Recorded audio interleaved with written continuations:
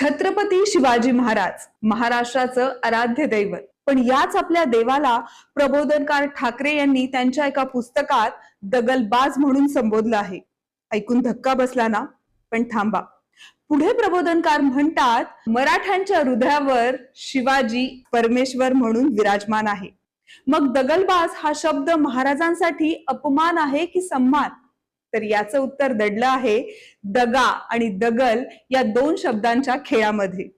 स्वतःच्या स्वार्थासाठी जो कपट करतो तो दगाबाज, पण शत्रूच्या कपटाचा नायनाट करण्यासाठी गनिमी काव्याने त्यालाच त्याच्या जाळ्यात अडकवणारा तो दगलबाज. महाराजांची बुद्धिमत्ता आणि मुत्सद्दी राजकारण म्हणजेच हा दगल आहे.